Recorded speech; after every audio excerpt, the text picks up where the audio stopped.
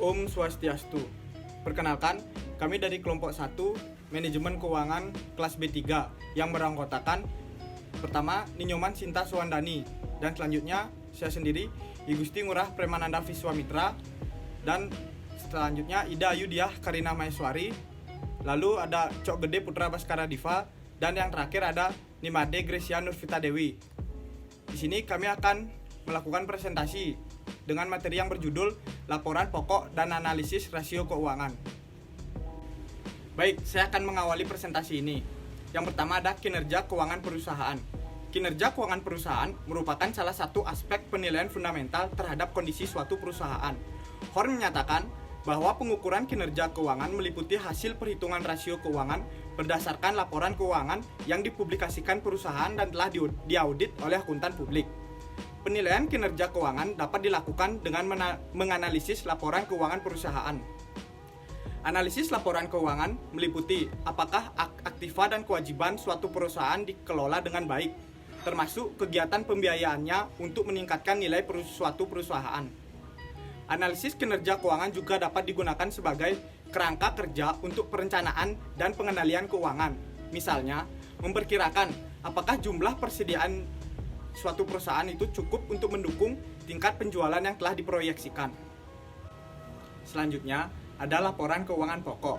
Pada umumnya, laporan keuangan yang disusun oleh suatu perusahaan meliputi neraca, perhitungan laba rugi, laporan perubahan posisi keuangan, dan catatan atas laporan keuangan. Neraca adalah ringkasan yang menggambarkan posisi aset, hutang, dan ekuitas perusahaan pada waktu tertentu. Apabila neraca dapat disusun secara sistematis, maka akan memberikan gambaran mengenai posisi keuangan perusahaan pada saat tertentu. Perhitungan laba rugi adalah gambaran umum yang berisi rincian pendapatan dan pengeluaran dalam rangka perhitungan laba rugi untuk suatu periode tertentu. Agar dapat menggambarkan dengan jelas sifat dan perkembangan yang dialami perusahaan dari waktu ke waktu, sangat disarankan agar perusahaan menyusun laporan keuangan komparatif. Laporan komparatif ini setidaknya untuk 2 tahun terakhir. Selanjutnya, pos-pos neraca. Pos-pos neraca dapat dibagi ke dalam 3 bagian, yaitu yang pertama, pos-pos aktiva, yang kedua, pos-pos kewajiban, dan yang ketiga, modal. Pasifa di neraca menunjukkan sumber dana, dan aset di neraca menunjukkan alokasi dana. Oleh karena itu, berbicara tentang manajemen keuangan juga berarti mempelajari manajemen aktiva dan pasifa. Sumber dana dan alokasi dana tersebut harus dikelola dengan baik. Seperti aliran air, kita gambarkan dalam hal unsur-unsur. Yang pertama sumber atau source, yang kedua penampungan atau reservoir, dan yang ketiga penggunaannya atau use. Bagaimana cara mengendalikan dan mengarahkan source, reservoir, dan use untuk mencapai tujuan atau objektif tersebut merupakan pokok bahasan manajemen keuangan. Komponen neraca dapat digolongkan sebagai berikut. Yang pertama, aktiva. Dalam aktiva ada aktiva lancar, investasi, aktiva tetap, dan aktiva lain-lain. Yang kedua ada kewajiban. Dalam kewajiban ada kewajiban lancar, kewajiban jangka panjang, dan kewajiban lain-lain. Selanjutnya ada modal. Contoh dari modal adalah modal saham, agio saham, dan laba yang ditahan. Penyajian komponen neraca biasanya sebagai berikut. Yang pertama aktiva, diklasifikasikan menurut urutan likuiditas. Yang kedua ada kewajiban. Kewajiban diklasifikasikan menurut urutan jatuh tempo. Yang ketiga atau yang terakhir ada modal. Modal diklasifikasikan berdasarkan sifat kekekalannya. Selanjutnya ada perhitungan laba rugi. Perhitungan laba rugi harus disusun sedemikian rupa agar dapat memberikan gambaran mengenai hasil usaha perusahaan dalam periode tertentu. Cara penyajian laporan laba rugi adalah sebagai berikut. Yang pertama harus memuat secara rinci unsur-unsur pendapatan dan beban. Selanjutnya, sebaiknya laporan laba rugi disusun dalam bentuk urutan ke bawah. Yang ketiga ada harus dipisahkan antara hasil dari bidang usaha lain serta pos-pos luar biasa. Secara umum, komponen-komponen laba rugi terdiri dari yang pertama penjualan, harga pokok penjualan, laba bruto, beban usaha, pendapatan dan beban lain-lain, laba sebelum pajak penghasilan, dan laba bersih.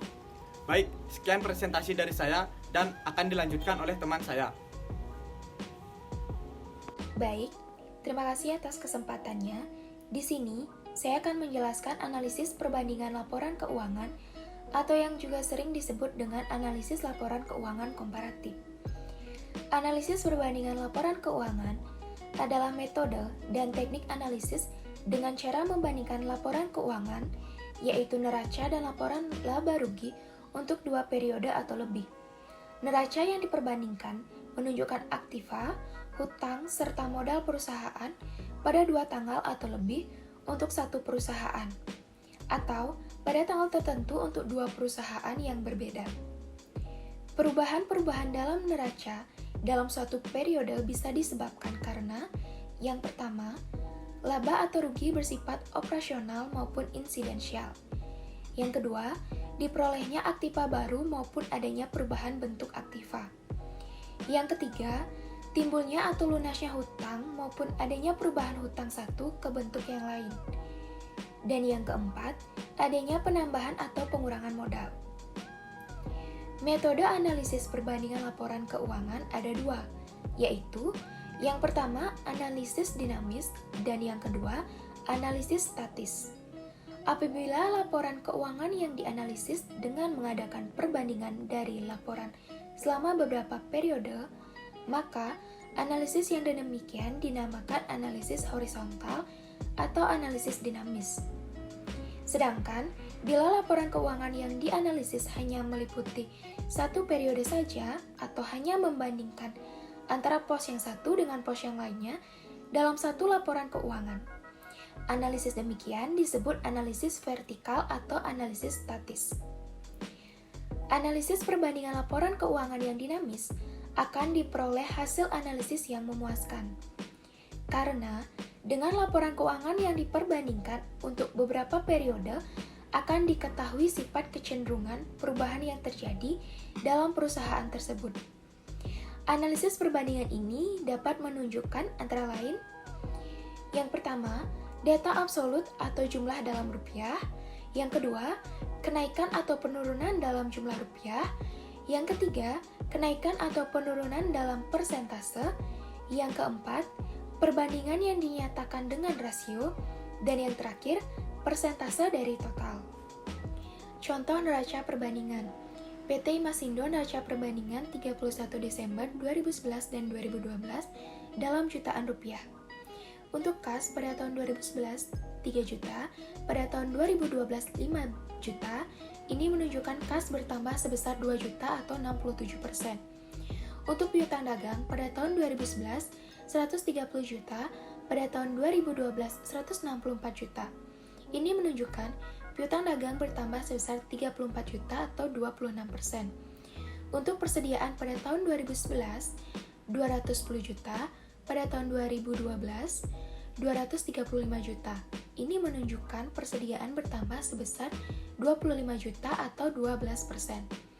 Untuk persekot biaya pada tahun 2011 20 juta, pada tahun 2012 25 juta. Ini menunjukkan persekot biaya bertambah sebesar 5 juta atau 25%. Jumlah aktiva lancar pada tahun 2011 363 juta, pada tahun 2012 429 juta. Ini menunjukkan jumlah aktiva lancar bertambah sebesar 66 juta atau 18%. Untuk tanah pada tahun 2011 15 juta, pada tahun 2012 15 juta. Ini berarti tidak ada penambahan ataupun pengurangan. Untuk bangunan pada tahun 2011 140 juta, pada tahun 2012 109 juta. Ini menunjukkan bangunan berkurang 38 juta atau 26%. Untuk aktiva tetap lainnya pada tahun 2011 63 juta, pada tahun 2012 90 juta. Ini menunjukkan aktiva tetap lainnya bertambah 27 juta atau 43%. Untuk cadangan penyesuaian, aktiva tetap pada tahun 2011 22 juta, pada tahun 2012 24 juta. Ini menunjukkan cadangan penyesuaian bertambah sebesar 2 juta atau 9%. Jumlah aktiva tetap pada tahun 2011 203 juta, pada tahun 2012 190 juta. Ini menunjukkan jumlah aktiva tetap berkurang sebesar 13 juta atau 6%. Sehingga jumlah aktiva pada tahun 2011 566 juta, pada tahun 2012 619 juta. Ini menunjukkan jumlah aktiva bertambah sebesar 53 juta atau 9%.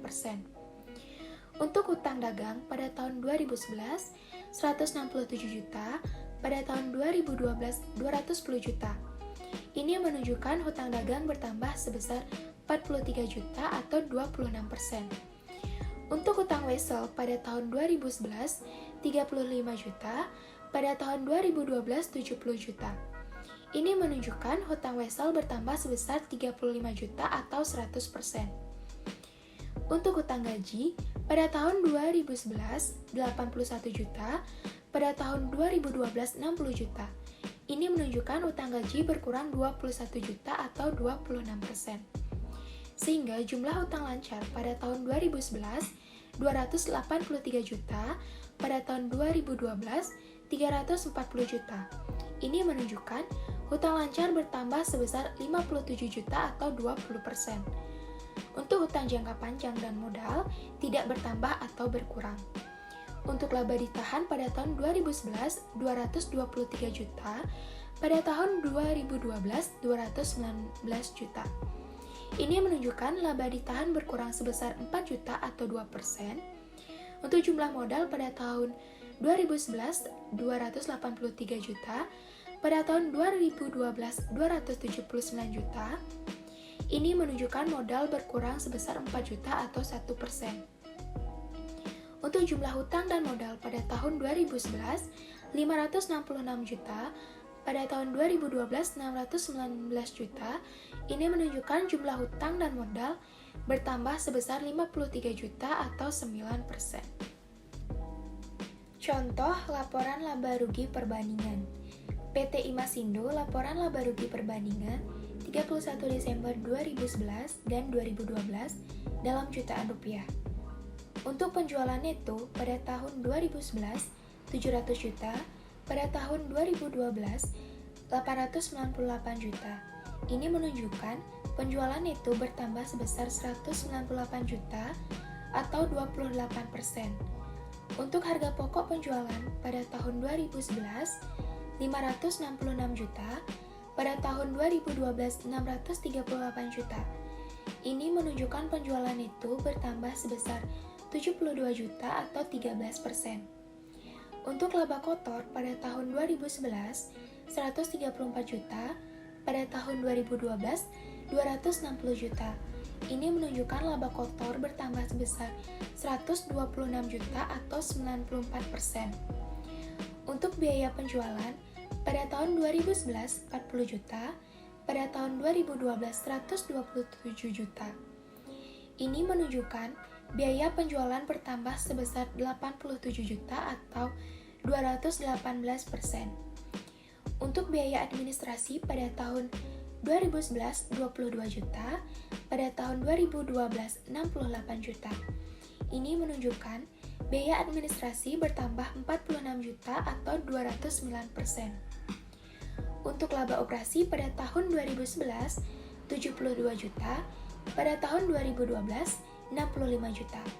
Ini menunjukkan laba operasi berkurang sebesar 7 juta atau 10%. Untuk biaya lain-lain pada tahun 2011 5 juta, pada tahun 2012 11 juta. Ini menunjukkan biaya lain-lain bertambah 6 juta atau 120%. Untuk laba bersih sebelum pajak pada tahun 2011 67 juta, pada tahun 2012 54 juta. Ini menunjukkan laba bersih sebelum pajak berkurang 13 juta atau 19%. Untuk pajak pada tahun 2011 20 juta, pada tahun 2012 16 juta. Ini menunjukkan pajak berkurang sebesar 4 juta atau 20%. Untuk laba bersih setelah pajak pada tahun 2011 47 juta, Pada tahun 2012, 38 juta. Ini menunjukkan laba bersih setelah pajak berkurang sebesar 9 juta atau 19%. Analisis rasio keuangan. Rasio keuangan adalah petunjuk yang menuntun manajemen sebuah perusahaan menetapkan berbagai target serta standar. Rasio keuangan sangat membantu para manajer keuangan dalam menetapkan strategi jangka panjang yang menguntungkan serta dalam membuat keputusan jangka pendek yang efektif. Rasio keuangan merupakan analisis kinerja keuangan yang menghubungkan antara satu pos dengan pos lainnya, baik dalam neraca atau laba rugi, maupun kombinasi dari kedua laporan keuangan. Dari informasi rasio keuangan dapat diketahui kondisi keuangan suatu perusahaan dari berbagai aspek, namun hanya sebagai refleksi dari apa yang sebenarnya terjadi dan yang harusnya dikelola adalah realitasnya, bukan rasio-rasio tersebut. Untuk presentasi selanjutnya akan dilanjutkan oleh rekan saya. Baik, di sini saya akan melanjutkan presentasi dan di sini saya akan menjelaskan mengenai analisis rasio keuangan. Sebenarnya apa sih yang dimaksud dengan analisis rasio keuangan? Baik, pertama-tama saya akan menjelaskan mengenai pengertian dari analisis rasio keuangan. Jadi, analisis rasio merupakan salah satu teknik analisis yang menghubungkan satu pos dengan pos lainnya, baik itu di dalam neraca ataupun laporan laba rugi ataupun kombinasi dari dua laporan keuangan yang bertujuan untuk mengetahui kondisi keuangan di sebuah perusahaan. Nah, sebenarnya apa sih tujuan dari diadakannya analisis ini? Jadi tujuan diadakannya analisis ini adalah mengetahui informasi mengenai hasil interpretasi hasil kerja dari sebuah perusahaan. Nah, selanjutnya saya akan menjelaskan mengenai berbagai aspek yang kita lihat pada saat kita menilai kondisi keuangan di sebuah perusahaan.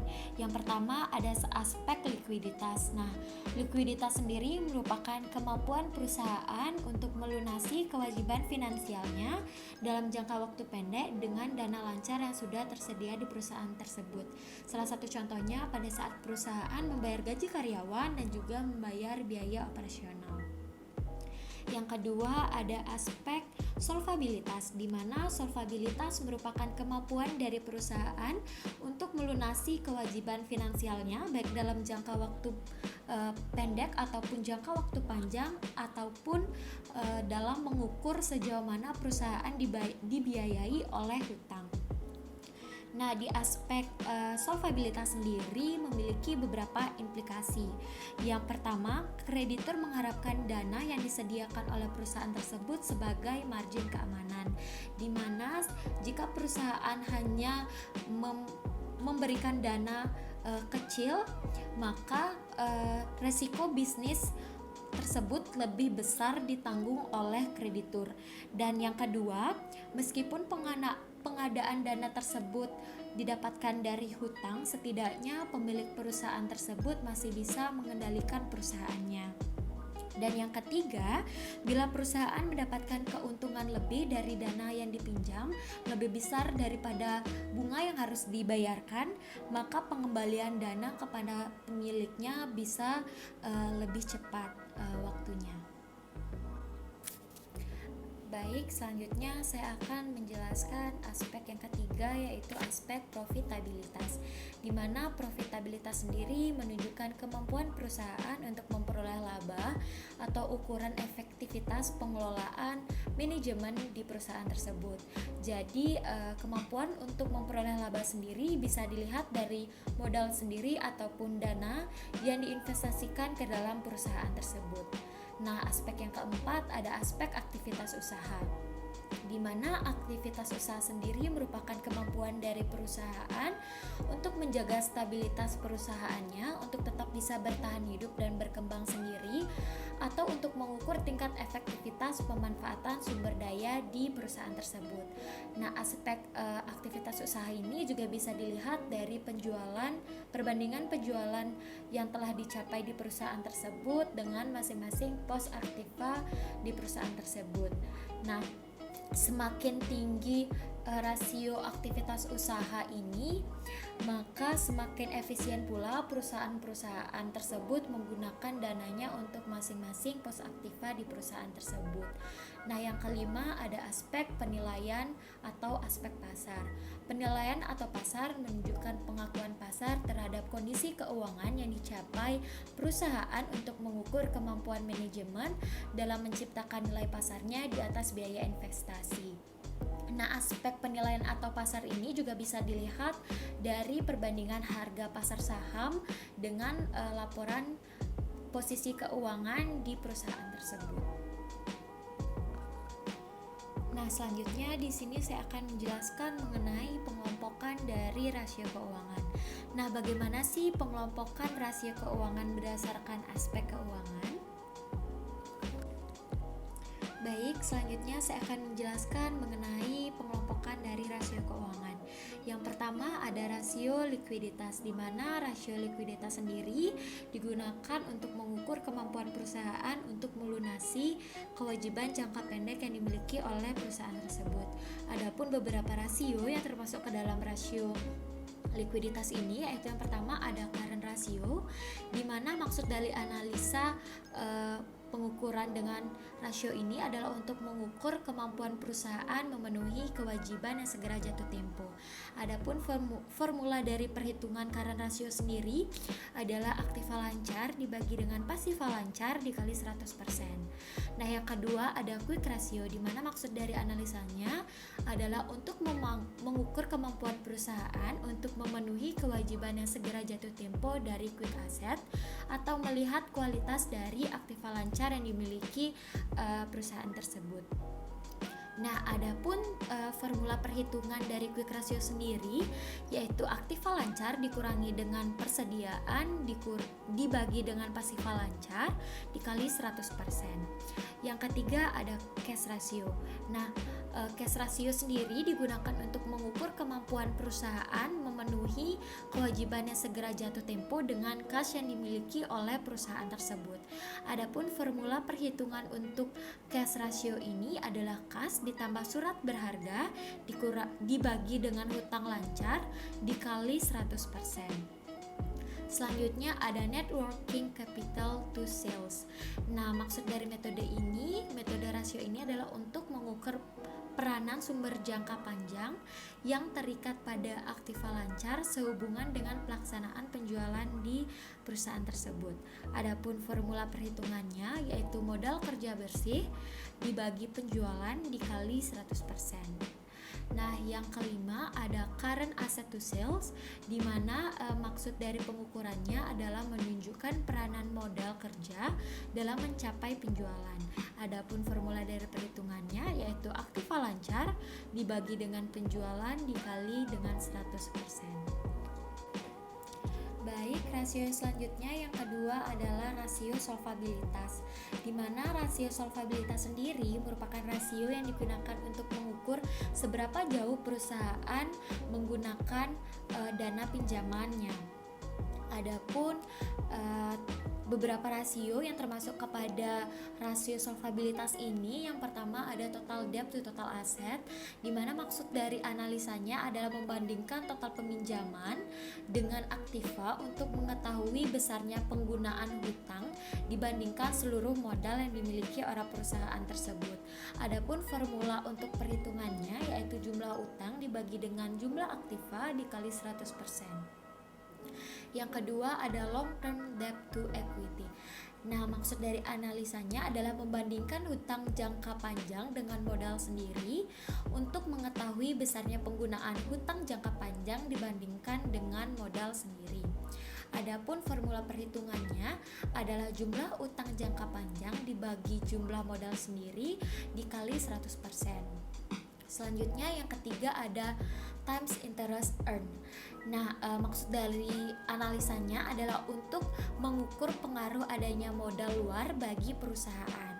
Adapun formula untuk perhitungannya adalah laba operasi dibagi dengan biaya bunga sama dengan berapa kali. Nah, yang keempat adalah fixed charge coverage. di mana maksud analisanya adalah mengukur kemampuan perusahaan dalam menanggung beban. Nah, formula perhitungan untuk rasio ini adalah pendapatan sebelum beban tetap dibagi dengan beban tetap. Baik, saya akan melanjutkan presentasi. Pengelompokan rasio keuangan yang ketiga adalah aktivitas, di mana maksud dari jenis rasio aktivitas ini adalah untuk mengukur efisiensi penggunaan dana yang tertanam dalam perusahaan. Bagian dari jenis rasio aktivitas yang pertama adalah inventory turnover atau days inventory. Maksud analisanya adalah untuk mengukur efektivitas penggunaan dana yang tertanam dalam persediaan, di mana formula perhitungannya adalah penjualan dibagi persediaan rata-rata atau harga pokok penjualan dibagi persediaan rata-rata atau 360 dibagi inventory turnover. Yang kedua adalah receivable turnover atau average collection period receivable turnover, di mana maksud analisanya adalah untuk mengukur waktu penerimaan tagihan. Formula perhitungannya yaitu penjualan dibagi piutang rata-rata atau 360 dibagi receivable turnover. Yang ketiga adalah fixed asset turnover, di mana maksud analisanya adalah untuk mengukur efisiensi penggunaan dana dalam aktiva tetap dalam rangka mencapai penjualan. Formula perhitungannya yaitu penjualan dibagi dengan aktiva tetap. Jenis rasio yang terakhir adalah total asset turnover, di mana maksud analisanya adalah untuk mengukur efisiensi penggunaan dana pada total aktiva dalam rangka mencapai penjualan. Formula perhitungannya adalah penjualan dibagi dengan total aktiva. Pengelompokan rasio keuangan yang keempat adalah profitabilitas, di mana maksud analisa dari profitabilitas ini adalah untuk mengukur kemampuan dalam menghasilkan laba. Bagian dari jenis rasio profitabilitas ini yang pertama adalah profit margin, di mana maksud analisanya adalah untuk mengukur laba yang dicapai dibandingkan dengan penjualan. Formula perhitungannya yaitu laba bersih dibagi penjualan dikali 100%. Yang kedua ada return on investment atau return on total asset atau earning power. Maksud analisanya adalah untuk mengukur kemampuan menghasilkan laba dari total aktiva yang digunakan. Formula perhitungannya yaitu laba bersih dibagi total aktiva dikali 100%. Yang ketiga yaitu return on net worth atau return on equity. Maksud analisanya adalah untuk mengukur return atas modal sendiri, di mana formula perhitungannya yaitu laba bersih dibagi modal sendiri dikali 100%. Lalu kelompok rasio keuangan yang terakhir adalah penilaian pasar, di mana maksud analisanya adalah untuk mengukur pengakuan pasar terhadap kondisi perusahaan. Bagian dari penilaian pasar yang pertama adalah earning per share. Maksud analisanya adalah untuk menghitung jumlah laba per lembar saham. Formula perhitungannya adalah EAT dibagi jumlah lembar saham. EAT itu adalah earning after tax. Dan yang kedua adalah price earning ratio atau PER. Maksud analisanya adalah untuk mencerminkan pengakuan pasar terhadap laba yang dihasilkan perusahaan per lembar saham. Formula perhitungannya yaitu harga saham dibagi EPS atau earning per share. Dan yang ketiga, market to book value. Maksud analisanya adalah untuk pengakuan pasar terhadap nilai buku saham. Formula perhitungannya yaitu harga saham dibagi dengan nilai buku per saham. Yang keempat adalah price to cash flow ratio. Maksud analisanya adalah pengakuan pasar terhadap aliran kas perusahaan. Formula perhitungannya yaitu harga saham dibagi dengan cash flow perusahaan.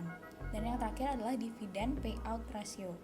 Maksud analisanya adalah bagian laba perusahaan yang dibayarkan dalam bentuk dividen. Formula perhitungannya yaitu cash dividend dibagi dengan EAT atau earning after tax. Pembahasan selanjutnya yaitu mengenai contoh analisis kerja dengan menggunakan rasio keuangan yang sudah dijelaskan pada slide sebelumnya. Dapat dilihat pada slide, terdapat laporan keuangan PT Wistawan, yaitu neraca per 30 Desember pada tahun 2011 dan tahun 2012.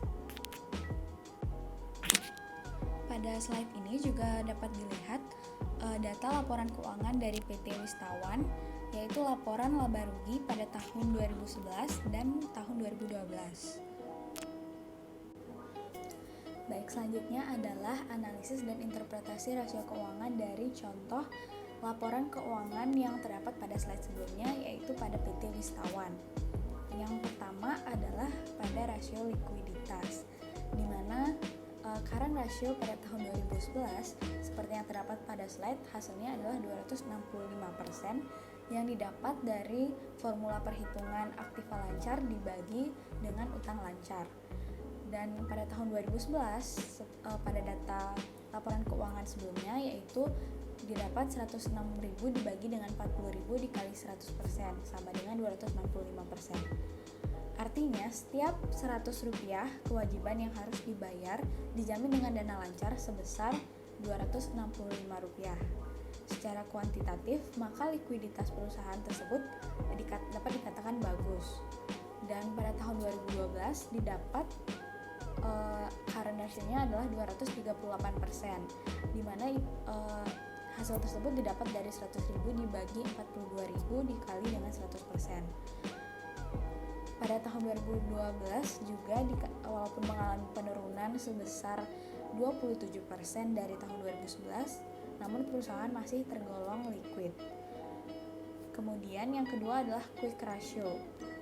Quick ratio pada tahun 2011 adalah 95% yang didapat dari formula perhitungan aktiva lancar dikurang persediaan dibagi dengan utang lancar, yaitu 100 pada tahun 2011 adalah 106.000 dikurangi 68.000 dibagi 40.000 dikali 100% sehingga mendapatkan 95%, yang artinya setiap kewajiban yang segera harus dibayar sebesar Rp100 dijamin dengan kas dan piutang sebesar Rp95.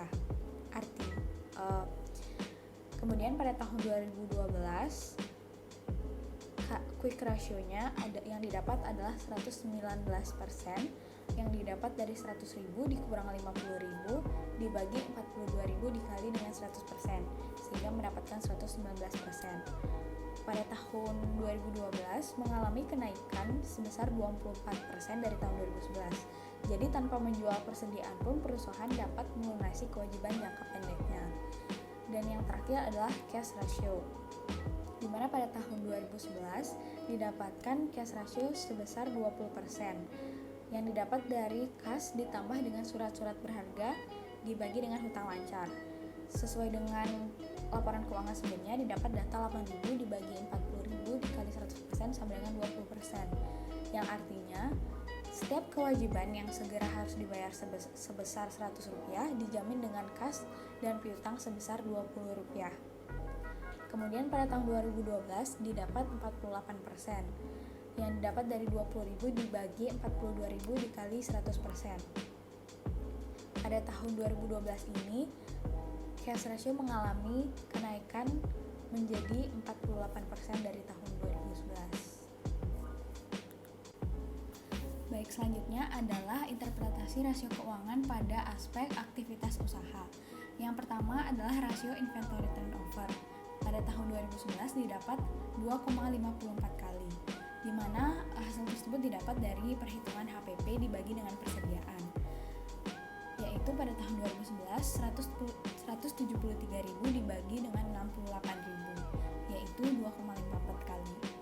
Diasumsikan perhitungan hari dalam satu tahun itu adalah 360 hari, maka lamanya dana tertanam dalam persediaan adalah 143 hari, di mana itu didapat dari 360 hari dibagi dengan 2,54. Kemudian pada tahun 2012 rasio inventory turnover-nya didapat 4,02 kali, yang didapat dari 201.000 dibagi dengan 50.000. Pada tahun 2012, inventory turnover sebesar 4,02 kali itu merupakan dana tertanam dalam persediaan selama 90 hari. 90 hari tersebut didapat dari 360 hari dibagi dengan 4,02 kali. Tingkat perputaran persediaan semakin tinggi berarti semakin baik. Artinya dana tertanam dalam persediaan yang semula 143 hari sekarang menjadi 90 hari. Berarti perputarannya itu lebih cepat. Kemudian yang kedua adalah rasio average collection period. Pada tahun 2011 didapat 49 hari, yaitu dari perhitungan piutang dibagi penjualan per hari. Pada tahun 2011, 30.000 dibagi 220.000 dikali 360 hari. Artinya dalam tahun 2011 itu lamanya dana tertanam dalam piutang adalah 49 hari. Kemudian pada tahun 2012 didapat rasio collection periodnya sebesar 41 hari, yaitu didapat dari 30.000 dibagi 260.000 dikali 360 hari. Semakin kecil rasio artinya semakin baik, berarti rasio pada tahun 2012 itu lebih baik daripada tahun 2011, karena artinya dana yang tertanam dalam piutang itu lebih cepat kembali menjadi uang tunai. Kemudian yang ketiga adalah total asset turnover. Pada tahun 2011 didapat 1,38 kali yang dihitung dari penjualan dibagi dengan total aktiva. Pada tahun 2011, 220.000 dibagi 160.000 sama dengan 1,38 kali.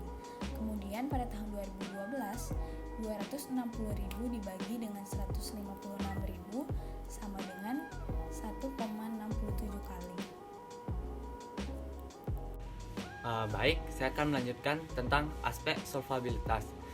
Debt to total asset pada tahun 2011 sebesar 44%, artinya bahwa 44% dari harta yang dimiliki perusahaan berasal dari pinjaman. Tahun 2005, persentase jumlah utang terhadap jumlah harta naik 2%, yaitu menjadi 46%. Dengan melihat rasio tersebut, perusahaan masih tergolong solvable. Demikian juga kalau dilihat dari rasio debt to equity sebesar 78% pada tahun 2004. Ini artinya bahwa jumlah utang masih lebih kecil dari modal sendiri. Jadi kalau modal sendiri Rp100, maka jumlah utang Rp78.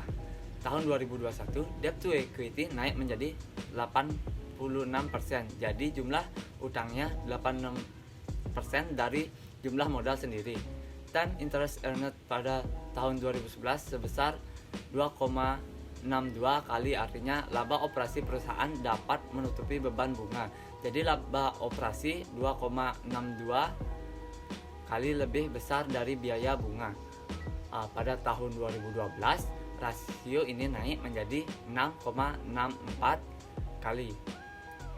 Hal ini berarti perusahaan lebih mampu membayar beban bunga bank. Baik, kemudian ada aspek rentabilitas.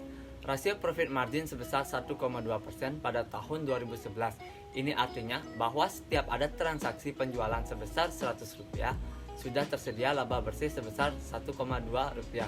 Semakin tinggi persentasenya semakin baik. Rasio return on investment atau ROI pada tahun 2011 menjadi 1,6%. Artinya bahwa setiap investasi sebesar Rp100 menghasilkan laba bersih sebesar Rp1,6. Pada tahun 2005, rasio ini mengalami peningkatan menjadi 5,9%. Semakin tinggi berarti pengusaha menghasilkan laba semakin besar. Rasio return on equity atau ROE pada tahun 2011 sebesar 2,9%. Artinya bahwa setiap modal sendiri sebesar Rp100 yang tertanam dalam perusahaan telah menghasilkan laba bersih sebesar Rp2,9. Pada tahun 2005, rasio ini mengalami peningkatan hingga menjadi 10,9%. Semakin tinggi berarti perusahaan dalam menghasilkan laba semakin besar. Nah, kesimpulannya, dari hasil analisis dan interpretasi angka-angka rasio tersebut di atas, maka dapat disimpulkan bahwa kondisi keuangan PT Wistawan dilihat dari berbagai aspek likuiditas, aktivitas usaha, solvabilitas, dan rentabilitas adalah baik. Kemudian ada kegunaan analisis rasio keuangan. Analisis rasio keuangan sangat berguna bagi bankir, para kreditur, investor, dan manajemen sendiri sebagai dasar pengambilan keputusan. Kegunaan tersebut dapat dirinci sebagai berikut. Yang pertama, bagi bankir berguna untuk mempertimbangkan pemberian kredit jangka pendek maupun kredit jangka panjang kepada perusahaan. Untuk itu, para bankir lebih tertarik pada rencana jangka pendek, likuiditas, kemampuan memperoleh laba, tingkat efisiensi operasional, dan solvabilitas. Yang kedua, bagi para kreditur jangka panjang lebih tertarik pada kemampuan memperoleh laba dan tingkat efisiensi operasional.